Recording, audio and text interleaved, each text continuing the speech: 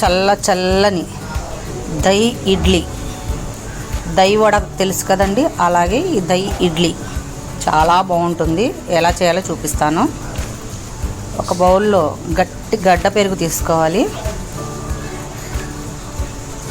ఒక 1/2 లీటర్ దాకా తీసుకోవాలి పెరుగు. దాంట్లో కొంచెం పంచదార, చిటికెడు సాల్ట్ వేసి బాగా మిక్స్ చేసుకోవాలి. బాగా గిలకొట్టాలన్నమాట. ఈ పెరుగుని బాగా స్మూత్గా అవ్వాలన్నమాట. పెరుగు అట్లా కొట్టుకోవాలి. ఇప్పుడు ఇందులో కొంచెం వాటర్ పోసుకోవాలి. మళ్ళీ ఒకసారి బాగా అంతా కూడా మిక్స్ చేసుకోవాలి. ఇదిగోండి ఇలా రావాలన్నమాట దహి. అలానే మరీ పల్చగా ఉండకూడదు, ఇలా అయితే సరిపోతుంది. ఇదిగోండి ఇడ్లీలు ఒక 4 తీసుకున్నాను నేను. ఇట్లా సాఫ్ట్గా ఉన్న ఇడ్లీలు అయితే బాగుంటాయి. ఇడ్లీలు చల్లగా ఉండాలండి. ఇట్లా కొంచెం పల్చగా ఉన్న ఇడ్లీలు తీసుకోండి. ఆ పెరుగు లోపల దాకా వెళ్ళి చాలా బాగుంటుంది. ఇప్పుడు ఒక ప్యాన్ పెట్టుకొని కొంచెం ఆవాలు,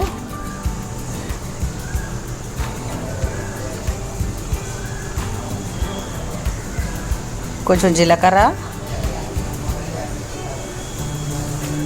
ఒక ఎండుమిరపకాయ, మీ దగ్గర పెరుగు మిరపకాయ ఉన్నా కూడా వేసుకోండి, బాగుంటుంది.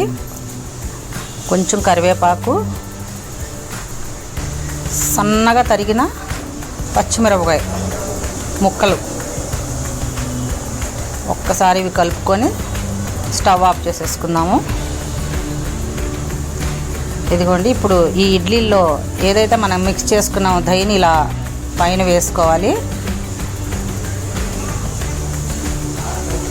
ఇప్పుడు ఈ తాలింపు ఏదైతే మనం పెట్టామో దీని మీద వేయాలన్నమాట. సరే ఎంత కలర్ఫుల్గా ఉందో.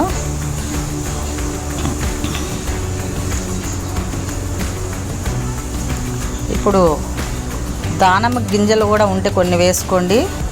ఆ తినేటప్పుడు చాలా బాగుంటాయి అన్నమాట. పంటి కింద తగిలి దానిమ్మకాయ గింజలు, ఈ పచ్చిమిరపకాయలు, తాలింపు, పెరుగు అంతా కూడాను భలే ఉంటుందండి టేస్ట్. ఇక ఇడ్లీలు ఎప్పుడు కూడా చట్నీలో వద్దు, మాకు ఇలా దహిలోనే కావాలి అంటారు. అంత బాగుంటుంది. పిల్లలైతే భలే ఇష్టపడతారు. కలర్ఫుల్గా ఉంది కదండి. మీరు కూడా మీ ఇంట్లో ఒకసారి ఇలా ట్రై చేసి అందరికీ పెట్టండి. చాలా చాలా బాగుంటుందండి, నిజంగా చెప్తున్నాను. భలే ఉంటుంది ఈ దహి ఇడ్లీ. అయితే ఇదంతా రెడీ అయినాక ఒక్క పావు గంట ఫ్రిడ్జ్లో పెట్టుకొని తినండి. మళ్ళీ కూల్గా భలే ఉంటుందండి ఈ దహి ఇడ్లీ.